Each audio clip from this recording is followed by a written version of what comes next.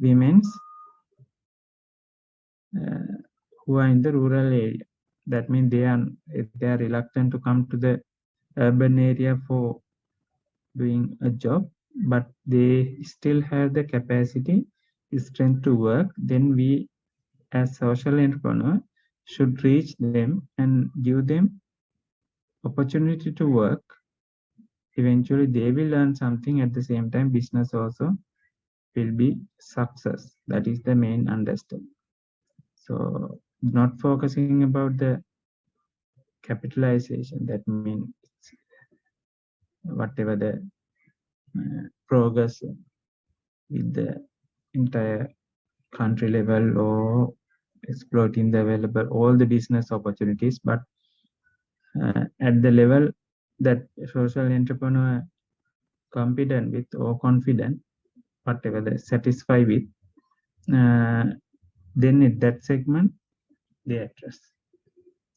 So focus is with the social framework, not the entire market or something like that. Just focus about the people in the one area, maybe. Even if we want to extend the country wise, just focus about the women in that particular age group or something like that. You can define it yourself, maybe mothers, something like that, because the major problem is our mothers are going for foreign work, then families stuck without mother. So better to introduce such social entrepreneur business model, then they can stay home and earn something for living. Not much earnings, but they can still earn something. So entire focus is with the society. Defining a time frame for business entrepreneur. There is a sharp deadlines and things like that. With every deadline, every milestone, they focus about the progress of the business. If progress is not achievable, then do the countermeasures to somehow achieve the progress. Like that, very much focus about the particular time frame. However, with the social entrepreneurs, the time frame will be very much flexible, elastic. So not focusing any monetary value or any milestone to measure the growth of the business. However, extending the service towards the social framework will work fine with the such businesses. So next thing, quantifiable venture value propositions. So what it means? The other side is tough to quantify venture value proposition.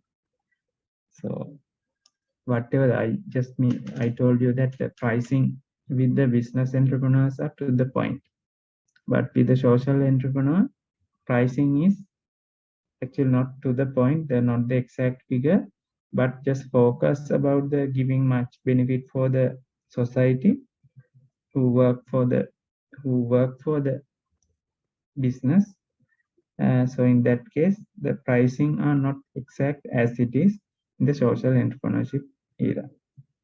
So in that case, whatever the quantifiable venture and tough to quantify venture, you can understand, because in the business entrepreneur, we can measure everything and quantify. We can count those things in the figure exactly. Each rupee is recorded, and finally comprehensive value you can extract it. But social entrepreneurs, it is not possible, because every time the figures are not that much important. So value proposition is always there. How to share that value. That means in between the society, business, and customers. Even customer will get the benefit in such scenario, because actually their products will bring to the market with the different mindset, right? With the different mindset, because we are going to help for the society. We are not we are not following exact business entrepreneur model. we just follow the social entrepreneur model. So with that, maybe price low, relatively low, because profit margin may be reduced. Depends. Every time we can say exact thing, but it's depend on the social entrepreneurs and initiatives. So next we will look into the profit indicators and social impact in two different scenarios. So profit indicators always focus about the profit in the business entrepreneurs by the business entrepreneurs. So social impact is considered at the social entrepreneurs end, right? So it is understandable because those are two different model. One is focusing about the financial gain, other one is focusing on the social gain. So final thing is growth or failure. Businesses will grow, may fail, but social entrepreneur may not so because always not focus about the profit. Just may continue that one as a part-time thing, not doing for living maybe. So just part-time or whatever the focus is not exactly for earning profit. So eventually the things will be adjusted to continue the business and in long run, which is referred as the sustainable business model, because financial growth, development of the business is not the focus. Maybe whoever in the village may think about that and find out the opportunity to manufacture little thing, maybe very little thing, maybe small bags, right? And there may be different options you can just think about. Invest some money, just give the materials to them and ask them to produce. Go and collect them and bring it to the market. That is the exact example that we are going to have today. So after that, we will discuss further. So here it says social entrepreneurship as an ethical concept. So which is very much ethical because the whatever the profits shared among all the stakeholders equally at most of the time, right? Equally at the most of the time. Anyway, the entrepreneur is always focusing social innovation, social social entrepreneur become as a incorporate with the ethical aspects. So firstly, we discuss about the social entrepreneurs features like social innovation, social enterprise organization, and market orientations. So market orientation is for finding out the opportunities to exploit. So the other features are inherent for the social entrepreneurship initiative. So once ethical framework is considered, which is the moderator for the relationship in between the entrepreneur to the social entrepreneur, right? Once the ethical framework is influenced, then the entrepreneur becomes the social entrepreneur. So what are the things in the ethical framework? Focus about the common good, common interest, right and justice, social value, social virtues, norms, and beliefs. Virtues actually just virtues stand for common belief, right? Social virtues. That means people believe this will work fine. So common beliefs. So they just focus about that in their business initiative. So these things lead the typical entrepreneur into the social entrepreneur because social entrepreneur always focus about these aspects while considering these majority or common aspects with the entrepreneur, right? So that is these things are the attitudes or thinking pattern or initiatives that social entrepreneurs closely looked into be a socially to produce something socially valuable. Right now we are getting into such examples. Ceylon Biscuits Limited has a subsidiary called Plentyfood Private Limited. There's some, you have heard the summer portion. This is the story behind the summer portion. As a social entrepreneur, so actually the innovation is always important, turning an idea into reality, which is the innovation, right? So individuals or society has a requirement to provide the nutrition food for the kids as a breakfast. In the very good morning, they usually go to the school without having meals because parents, everyone will be busy at the morning. Eventually, the meals might not be cooked at the very good morning. Then they just go school with hunger.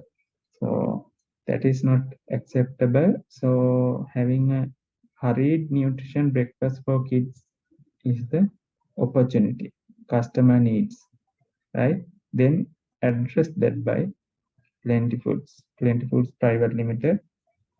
So they conduct the market feasibility, the operational feasibility, and financial feasibility. These are the three aspects. So when it comes to the operational feasibility, looked into the farmer families, whether our materials or resources that they can produce and supply for the business for smooth operation of the business, because that is the long-term process. So it should be assured that they get the relevant resources without having any interruption. Eventually, they will go the whatever the final design means, some portion, whatever that product to back to the maybe farmers or maybe society, right? So finally, once we have the agreement with the farmers, we are going to collect the cultivations. Then they are motivated to continue with the cultivation. Then we supposed to provide the actually CBA supposed to give the better price for their product, and there is a long-term relationship for the business, because CBL need or Plenty Foods needs the resources from the farmers. Farmers agreed with the CBL to supply that product. So mutual bond is there to value that bond. Business or Plenty Foods give extra money for the farmers. So it will be a success model, not the general or typical farmers who are always working hard. Even they also can work hard, but eventually they will get the better prices. Benefits for the society is there. Benefit for the society is there, not just a farmer. They can label as a supplier for the Plenty Foods. Supplier for the Plenty Foods, not just farmers. That part is considered as a social entrepreneurship. So it says Sri Lanka's favorite uh, breakfast cereal that kickstart the day for Sri Lankan Thailand is one around the life of farmers who grow nutritious grain that goes into the producing the product. So farmers are the key stakeholder in this case, because without having that particular ingredients, resources, it is not possible to continue the manufacturing process. So always we have to enrich our farmers to manufacture the particular uh, resources, right? Anyway, that is the social entrepreneur side, social side, right? Social side, but it is still a business, not the charity work, because to continue there is no any charity, right? Social also entrepreneur, social entrepreneur, not the charity work. Everything is a business, otherwise it is not possible to continue. No? If it is a charity work, there should be a cash inflow from the donors. That thing will not be happen. That thing will not be happen in the long run, especially. So there should be some sort of a business model to cater the customer needs. Eventually, the business process is designed in a way that particular social entities get the significant benefit. That is the main idea with this some story also. So far, we discussed about the benefits towards the farmers as a social entity. However, the right side of that image, it says finance, marketing, human resource, process design, and supply chain. Supply chain represented mainly by the farmers. Then finance, marketing, human resource, and process design. All 5 aspects we should carefully monitor and maintain towards the right direction. Otherwise, the effort will not be counted positively. So that is the business part or entrepreneurial part or whatever the administrative part. You can name it in the way that you want. Anyway, without that part, business will not be successful. Initiative will not be successful, right? So we have to carefully handle that part as well while giving the benefit for the social entity, in this case, farmers. So I think you got the idea with that. So you also can think something in your area and think whether you can initiate something towards the betterment of the society in that area to enrich them, right? In your whatever the thinking, your idea, if you are going to execute, that will become the innovation and it will gain some benefit for you as a social entrepreneur and your village. So, this Sarvodaya thing, it is a long story. Once I make long story short, it is simply the microfinance company. Microfinance company mean providing funds for the very, very small businesses, like loans, 10,000, 20,000, very long, very small loans for the domestic based businesses, small scale businesses, and collect that or recover the loans within very short period, maybe 3 months, 4 month time. That thing will be collected with relatively low interest. Relatively low interest, then it is a business. But how it becomes the social model? The thing is, usually if we just consider the bag manufacturer, domestic bag or tailors working at home, women's maybe, they work for some other company. That means whatever the clothes and relevant materials are provided for them, they just business or company supply the products to or material to them, and they do the work and return to the company. Can you understand what I'm saying? That means, so there are some domestic businesses, or there are some women's, let's say, means work at home, but they accept the material from the one particular business entity and do the work at home and return to them. So that business will give some money for their work on their work. But if that thing can be extended in the way having the financial benefits from the Sarvodaya, for example, get the 20,000 loan and purchase the material from the shops, do that at home, sell it for having better profit margin. Meantime, they can settle the loan commitments as well.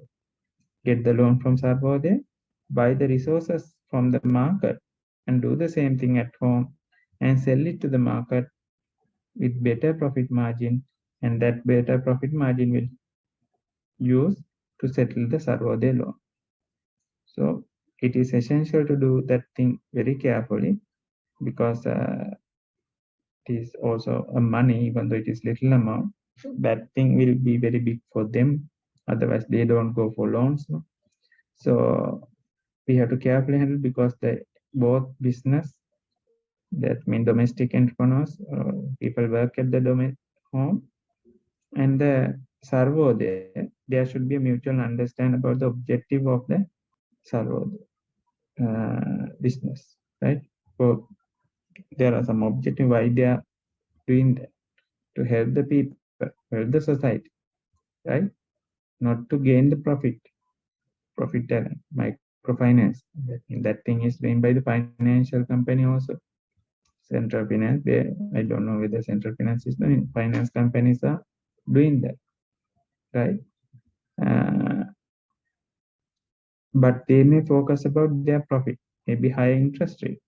But Servo, they become the social entrepreneur because they are not going to focus about profits. They want to enrich the domestic workers. Those who are running the businesses very, very small scale, even banks are not going to give loans for them, because banks always ask some sort of obligation to issue the loan. So they cannot provide such thing. In that case, they will not be provided the loan. Then Servo, they go there and give some money, ask them to continue the business or work, then finally they can earn the better value for their manufactured item and settle the money at the end. So that is a business model, social business model, as it is impact for society in many ways. If you just looked into the cubicle, so you can find how it is empowered social, economic, and technological aspect in this side. Here is spiritual, moral, cultural, social, and economic, political dimensions of awakening. Here, level of awakening, personality, family, village, urban, national, global. That's how you are going to address. Personally, you awake, then family-wise you awake, then village, then city, then country, then international. So likewise, you can stepwise, you can improve. Sarvodaya focus that model and moving forward is still. So they are very success business model, helping for others to enrich their business. So this is the example that I mentioned already. Handloom industry, Selina Piris. She is the one who enriched the women's in the rural area, those who cannot come to the urban, but they have still capacity to work at home, right? As you know, there are different cases that they have family commitments and financial barriers to come to the urban area and stay. So they stay at home and do something. So I think you are familiar with that 9-block business canvas. There is a particular name for that. At the moment, I cannot exactly remember that. So as per the 9 canvas business model, left side represent as a business entrepreneur, right side represent it as a social entrepreneur. So Selina Piris is focusing the right side of the business model, which is the social aspect. So we'll focus about the business entrepreneur side, business canvas. So actually we better compare one by one. So we'll start with the key partners, stakeholders, fabric and accessories suppliers, retailers, outsource dedicated communities, right? That is the key partners, stakeholders, fabric and accessory suppliers, retailers, outsourced dedicated communities. But here in this case, social entrepreneur side, the parent company, marketing network, and the buyers. parent company, marketing network, and the buyer. So Selena is Selena Handloom or something company name. So their parent company, marketing network, there should be some way of marketing, and the buyers, that means customers. So we look into the key activities: source materials, design garments, make and sell. Here it says select, train, develop, sustain, demand. So actually what Selena does just get some people to the business, select people to the business. That means they were at the very beginning work at the Selena's place,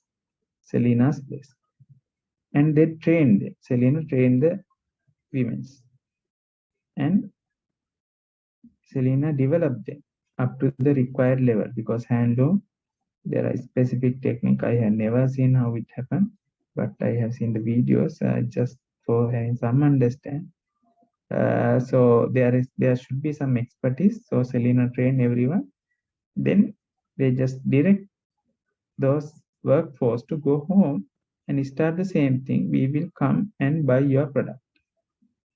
Selena bring the staff, recruit the staff, give better training. Once Selena competent with them, whether they can continue the work alone, then send them to the village and ask them to start the work. We will come and buy your product. That is the activity. That's the business. So key activities are aligned with that. Key resources, well-established brand and sustainable products. And with the key resources in the social side, well-established brand and sustainable products. Both are focusing the same way.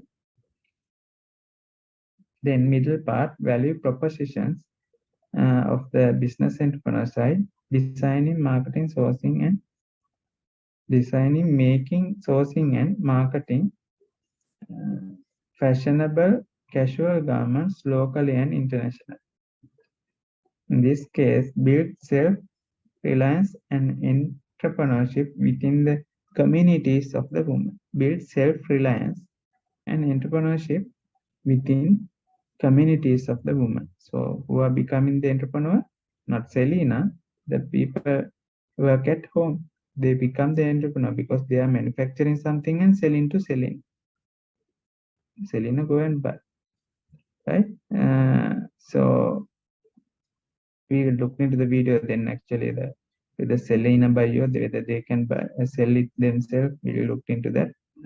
Exactly cannot remember the exact business model. Anyway, that understanding is there because benefits goes to the community. So once it comes to the business entrepreneur side, there is a customer relationship instead of that. In the social entrepreneurship, and social relationship is there. Customer relationship and social relationship. Under the customer relationship, it says customer intimacy, social network are the focus. Then social relationship, it says link with the women in garment manufacture. So that is the relationship that they want to establish, not the buyers, not the customers. Strengthen social entities. Eventually the manufacturers or entrepreneurs, individual entrepreneurs, right? So when it comes to the distribution channel at the business entrepreneurship, it says retail and customer outlets. That's how they are going to distribute.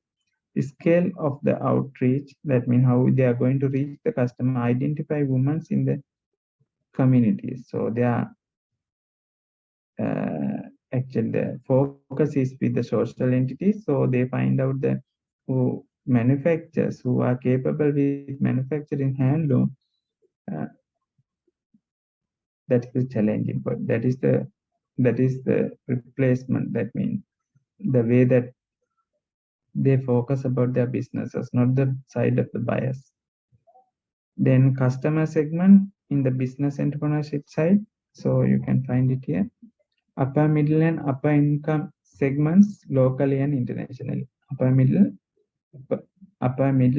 and upper income segment local and international. That would be the customers, because these will not be affordable for someone who has average income. Not necessary. Need එකක් නෙමෙයි. This is not a need. This will be a want. But need and want, there is a different. Need refers to the essential stuff. Want refers to something someone wants. Here, government is responsible for providing something someone need. Need is stuff. Needs. That's why some of the whatever the allowances, 5,000 also provided to fulfill the need. But beyond that, wants are there to make the life comfortable a little bit more. So these are wants. So customer domain is the upper, not the basic one, upper income segments. Here the beneficiaries, instead of the customer segment at the Selena's One social entrepreneurship model, active women who have no other avenue of income, who cannot work, then they will focus and enrich them to earn something while having benefit for business as well. Cost and social cost. Cost here is the materials, labor, and the overhead cost. Then here social cost is know-how. That means someone who should have better understand about the handloom work. That know-how is essential. That's why Selena is training the people at in-house business venue. Linkage, maintain the link in between the business and the manufacturer. Initial setup cost. Whatever these items should be placed at the home. So there is a cost for that. That thing should be handled by the business side in some way, not committed in the 100%. So there should be some maybe affordable manners, maybe loan scheme, installable thing, whatever the way that benefit to the short society or women who cannot do a job. Eventually the benefits will be there once they start working.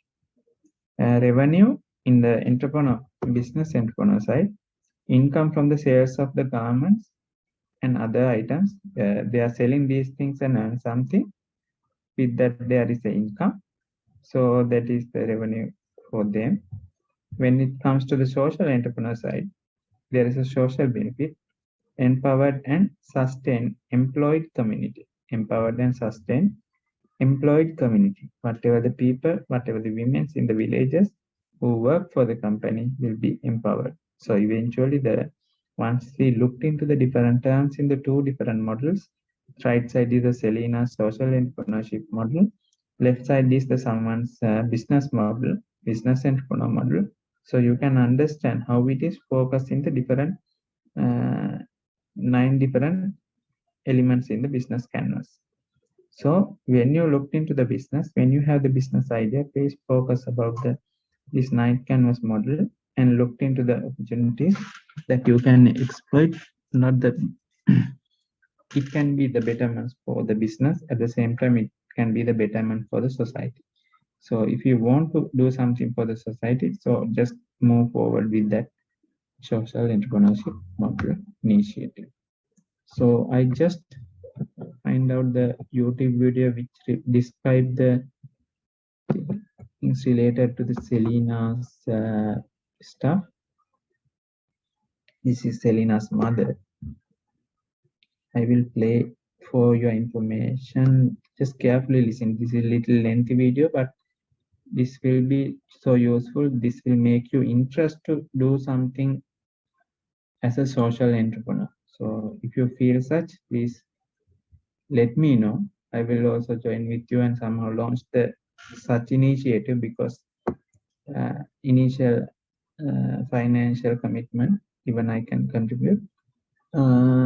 Because as far as we can do something for the society, that is very much appreciated. In case if you have such feeling, just let me know.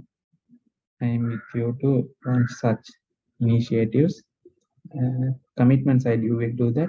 I will look into the business and I will fund for the business. Definitely, if it is affordable for me anyway, we can have discussions with so much interest. Commit this 30 minutes, look into the video and try to understand what she is doing in her business. I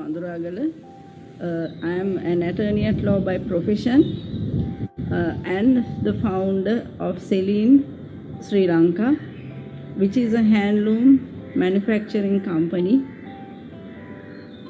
We export and we do retail, and we do have 5 shops in Sri Lanka, and most of all, the most important thing is we are fair trade guaranteed. I started my business in 1991 with a vision of having a challenge in life, a challenge for myself, and also to empower women, I suppose, around me who were having a difficult time. Unknowingly, I have ventured into this business. I never imagined it to grow so big. But of course, there have been people who have been with me, helping with me, growing up with the business, particularly my brother Hilary. I owe a lot to him. He is the strength behind Celine and me. We have pulled along for the past 25 years, and now the women, our strength stands at 1,000 women strong, and we, I think, and I believe, have been able to create a great impact in the rural economy, and above all, we have been able to protect and uphold the tradition of hand weaving in Sri Lanka, which is an age-old craft.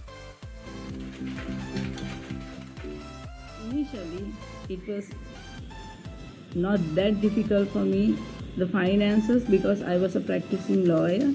I could have easily had my profession, enjoy my big income, but I decided that I have to lead a life which I can be proud of and that my children can be proud of later on.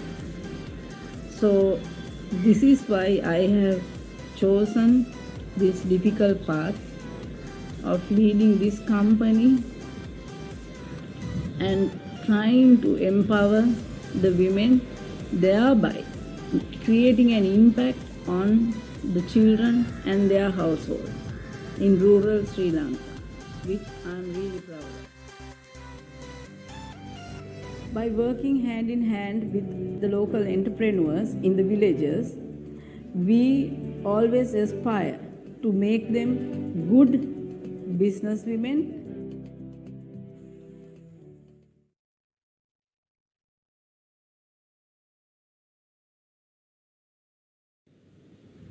When we started the business, we started actually exporting. It was more export oriented than local sales. So when I went to the trade fairs in Europe, in USA, I was looking for customers, and it was so hard to catch a good customer.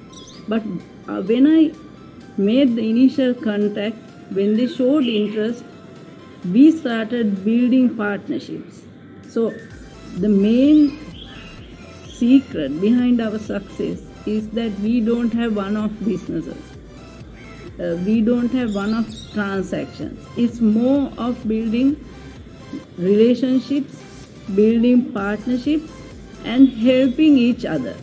So we have a customer base who are very loyal to us, who have been with us for a very long time, and who believe in what we do. So some customers we have grown together.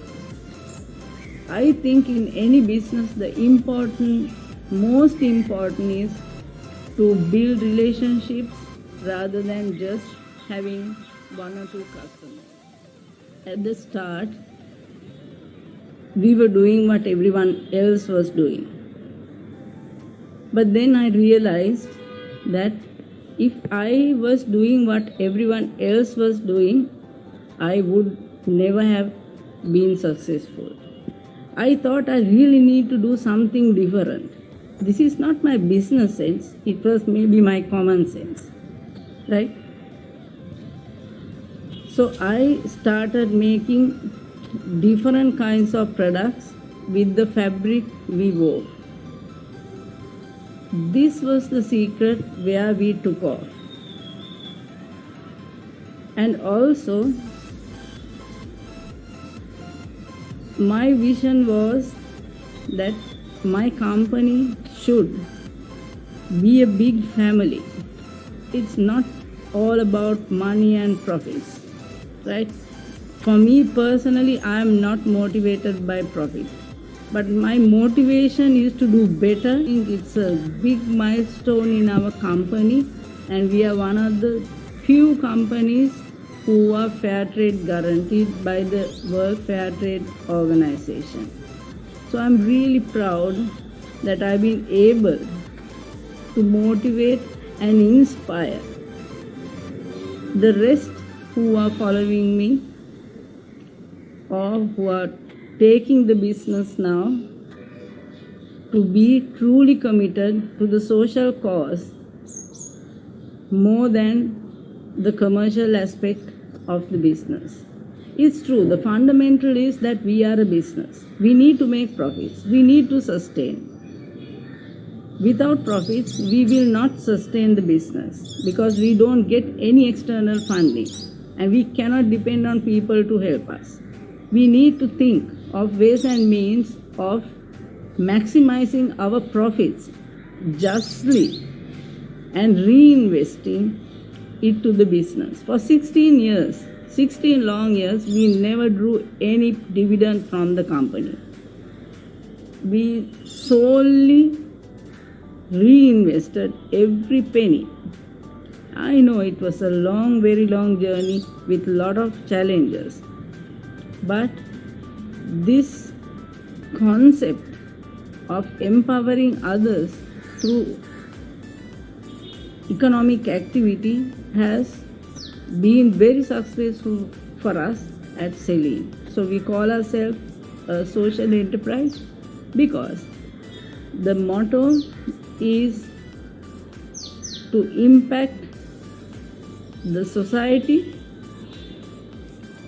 in a good, meaningful way rather than be motivated by the money we make.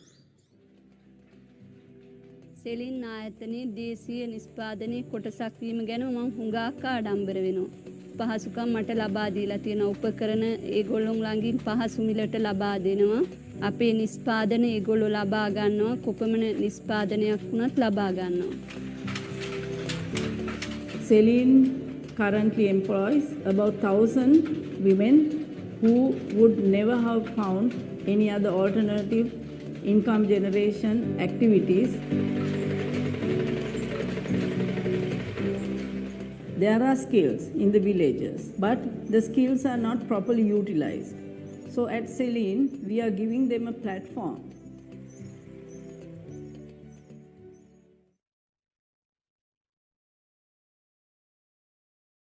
Before I make any decision, I always try my best to consult my team. And at Celine, we have a body called the think tank, where the senior management and also representatives of the women make collective decisions. So the strength at Celine has been always the collective effort which has been put in to the development of the business.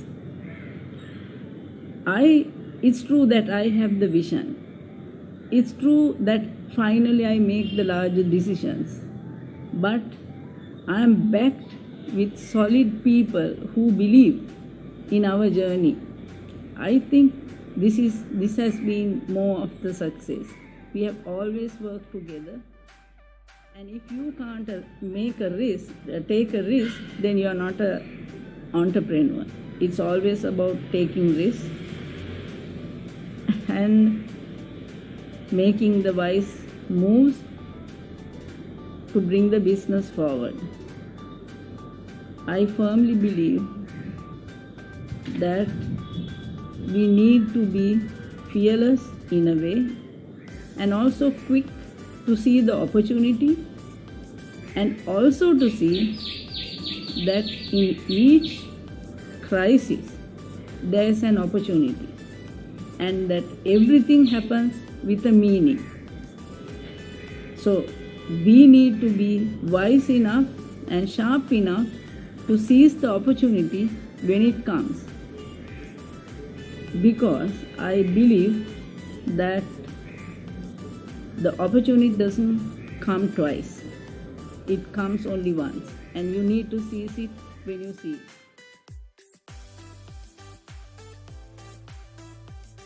If I knew a lot, I wouldn't have started the business. Because knowing too much makes you conscious about what you are doing. So I knew nothing. I didn't know anything about running a business, starting a business, about accounting, which I'm still bad at doing. But I think it was the right mix of people who got together. Actually, I make decisions with my heart, and my brother Hilary, who's with me in the business, makes decisions with his mind. So this is a perfect mix for any company to go forward. You can choose to be a normal woman, a traditional housewife, and a traditional mother, or you have to venture out to be a strong, empowered woman who's running a business. It's quite a difficult balance. If you are not prepared to put yourself behind, then I think it's going to be pretty difficult. And my children, Selina and Ravi, have been extremely understanding and knowing that whatever I wanted to do had impacted so many people, and the selfless thinking behind it was respected. So I have a lot of people to thank, because there were a lot of people whom I met on the way who have supported me emotionally to be what I am today, because the journey has been not an easy one.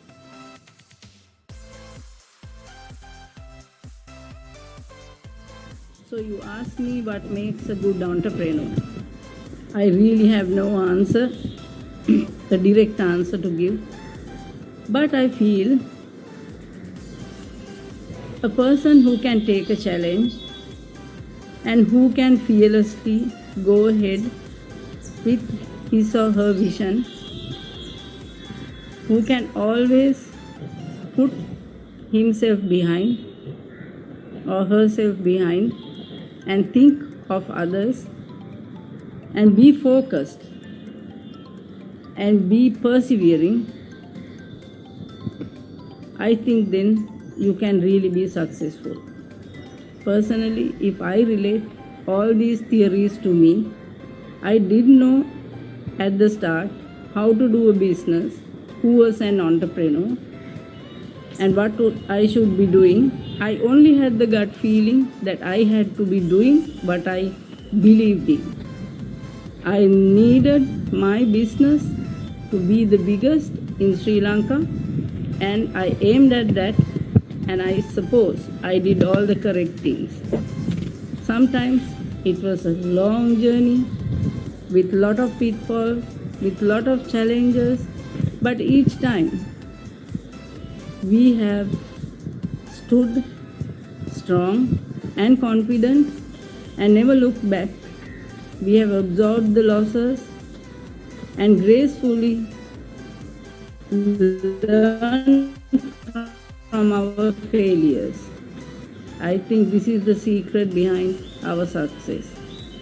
And personally, for me, it is the fact that I have always invested in my people, invested in the people who came with me, who believed in me, who believed in my vision. I think that's the biggest part of success of selling.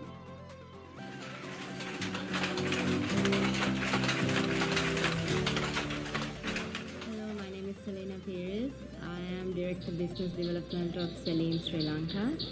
I'm also an attorney at law, just like my mother. I joined the family business about 5 years ago now, but and I'm still not a full-time member in it because I'm also a consultant to the government and also to various international organizations, and my background is actually social enterprise and livelihood development. And how I come into the business is really because I've grown up with it my whole life, and my mother started it when I was very that the Celine model, what it represents, how business can indeed work within the communities to address the various social and environmental issues that are in communities, is the surest and the future of development in the world, and which is why I decided to use the expertise that I learned or what I studied in to actually come into this industry. I've also had to think a little bit. Actually, one of my biggest hesitations when I joined was the fact that I have to work within a family setup, which means that all the decisions, take place sometimes around a dining table. We have no difference between personal life and business life. And I don't know, for a long time in my life, especially growing up in that situation, my uncle is a part of the business as well. He joined my mother about 2 years after she started. I felt that as a child I was quite resentful towards it. But, growing up, and now working in this context, I think it has a lot of benefits because, at least in our case, we have 3 individuals who really think on the same line. So my mother very much focuses on the vision. My uncle does the day-to-day management, and I look at the business development and steering the business to where it can go to and seeing the potential of it. I think this combination works very well. It works for us, although I don't know whether it can work for everyone, but I think our value system is the same, and that's quite important when working in a family business or in any business. If your team is not having the same value system, then it's really difficult to take the necessary decisions. It's harder in a family because you can't really tell your family off, So I think that the same value system is very much appreciated in our family business.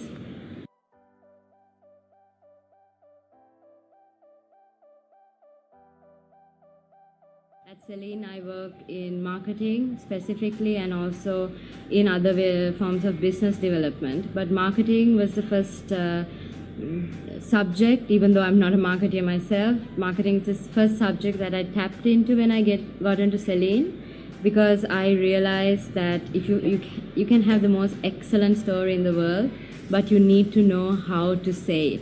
You need to say it with sincerity. You need to project it to the world, and this is something that I thought Celine was lacking when I joined at the start 5 years ago, and this is something I am very much focused and attending to. Something I had to work on when I joined the business was to actually create the structures, because running as a family business, Decision making was very overlapped. I mean, decision making wasn't done with the proper procedures, with the proper systems, and this often led to grievances by people at the lower levels. And I felt that in order for Celine to really move from its current stage into a more professional stage, it was necessary to embed the kind of systems that you see in any kind of professionally run business. So from making departments to giving emails to everyone to creating monitoring systems to creating feedback systems to actually appointing managers to every single department, because some of the people who had been working with us were doing everything, so that was quite necessary. And when moving on, there were challenges that came with it, because 20 years of doing the same thing, and when you come in and you're seen as more or less an outsider, a little girl who's come back after her fancy education. So there were some challenges coming in and implementing, but I think this is the key role that I play, because entrepreneurs, people like my mother, they start amazing businesses, but if this is to continue, if this is to be sustainable, you need to create the leadership to come in. And when you're small, it's easy to micromanage, but the moment you start getting bigger or want to get big, you need to make sure that your team works with you. And in order for your team to work with you, you need to have the systems, the basic fundamental systems in place. And of course, another angle of our business is the profit maximizing, is the more business-oriented systems that have to be in place. So it was necessary to bring strategic direction inside. We got some outside consultants to come and work with us. And I think 5 years later, I'm happy to say that the company is really behind us, behind me, or the strategic vision. They're behind the changes because they see the benefit in it. And it was not easy, but I think it was very important. And for family business, I think this kind of new thinking, when it comes in, the biggest advice that I can give is the patience. You have to understand that they've been doing it for the past 20 odd years, and you can't just come in and tell them what to do. So you need to invest in learning how it runs, buying their trust, building their confidence, and then they will start following your direction as well.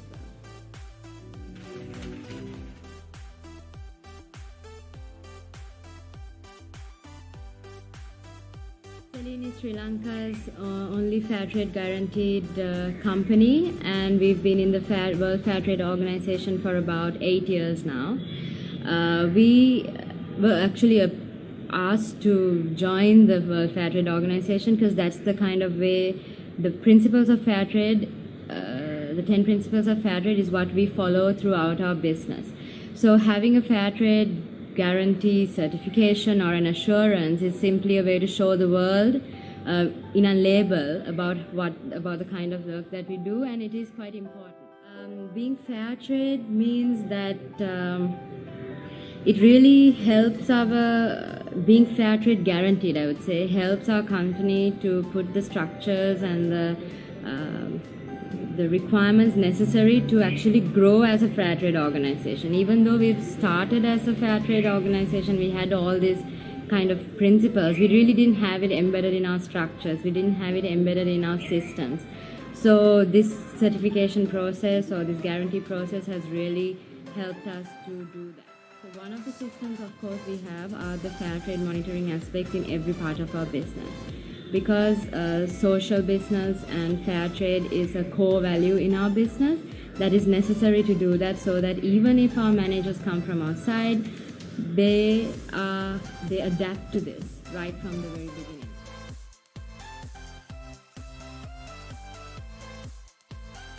How I see this business going ahead into the future is very interesting. And this is what actually keeps me motivated to be in it.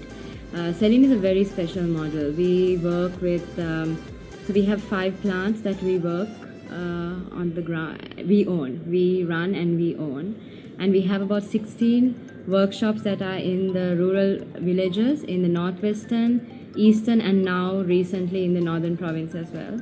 We also have about 200 women who work from their own homes. And I mean, this is not the most innovative business model out there, but this I see is a very innovative development model, and that's the way I see it. Because, and this is what I want the future of selling to be, a true social enterprise that works and is dedicated to empowering the women at rural areas. Within our communities are women who often go for domestic migration abroad as domestic labor, and I see this as a great alternative for women of very low skill to actually find employment which is of a very reasonable standard in the Sri Lankan context within the comfort of their own villages. So this hybrid of business and social, in a sense a social enterprise, is where I see the future of selling to be.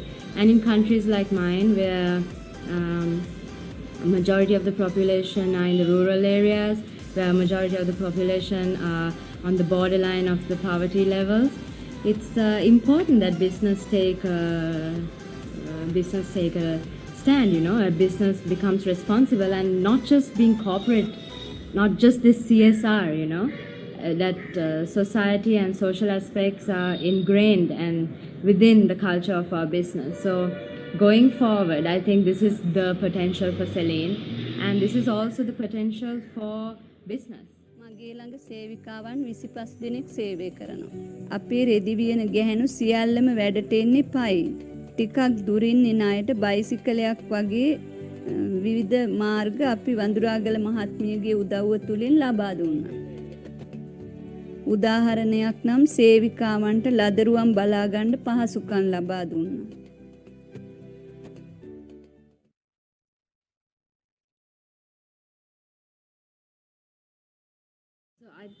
I think coming back as a young student and coming into the Sri Lankan context with very ideal views, I had a lot to learn about, being within a business setup. And number one was patience. You know, you have to be able to be patient. You take a decision, you have to wait for some time to people to start buying into what you are proposing and actually respecting you for that viewpoint. So patience, I think, is the biggest leadership strength. I think it is actually a leadership strength that I had to learn, because it's okay to have these amazing ideas, but if you don't have the patience to see them through, they just remain as ideas. And something else that I learned from my mother and my uncle, having worked, is the hard work. There's absolutely no substitute for hard work. I mean, you have to put in what is required to make your vision a reality, and that is something books and being from an academic background myself, that is something books and that you can't learn from anywhere. You have to just be able to put in that hard work, and that is absolutely the key to growing a business. And also, I think you have to start, something that I had to learn along the way is that, teams, like building teams, building your organization, building not just yourself, but everyone around you is absolutely the key to longevity or sustainability. Because it's not enough that my mother started it. She had to bring in my uncle. She built my uncle as a leader. And now through her influence, she's built me. She's built the other team members at Celine, and it's my responsibility and my duty to keep doing the same, not just for the business, but for them, to invest in that human resource. And that's something, again, that I had to learn, that I had to grow while making other people grow with me.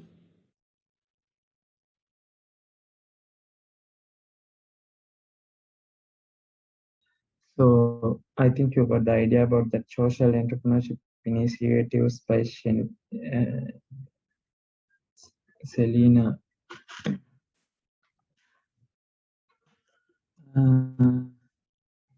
Selena's mother, business name I can't exactly remember. Eventually, they help rural people to develop themselves while having the progress with the business. In the first 16 years, they have only invest for the business, and whatever the profits reinvest to the business rather than withdrawing money from the business as a profit. So that commitment is there. At the same time, they have helped in many ways for those workers. They have provided the even transportation through the bicycles, and even they provided like Mondis or your daycare assistance for looking after the kids.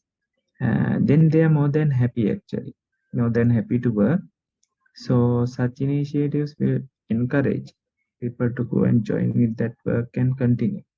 So those are the things that you can look into as a social entrepreneur. So business entrepreneur and social entrepreneurs, two different aspects. You can think and start in any form of the business upon your interest. So think about that. Think about that. Now you already plan for the businesses, entrepreneurships. So I think you are the right one to now implement that with the present understanding about the entrepreneurship. So actually that is the end of our lecture series for the entrepreneurship. Do you have any questions to raise? Anyway, then we will stop for the entrepreneurship teaching things. So anyway, just focus about whatever the business initiative. If you have some idea to execute the things, ideas will be there. But as the Selina also mentioned, once we have the ideas without executing, they remain as ideas, will not benefit to anyone. So in my case, also few ideas, but couldn't execute due to many reasons. Actually, time is the main constraint, although initiated with the even different things I couldn't continue. But if you still, as the younger generation, you may be flexible enough to start something or doing the works parallelly. In that case, if you have any business initiative interest, share it with me. I would like to discuss and strengthen you guys in the financial way and execute that thing if it is affordable for me. So that's the end of the sessions. You can leave. Meantime, I will attend some other. Thank you, guys. Thank you, sir. Thank you.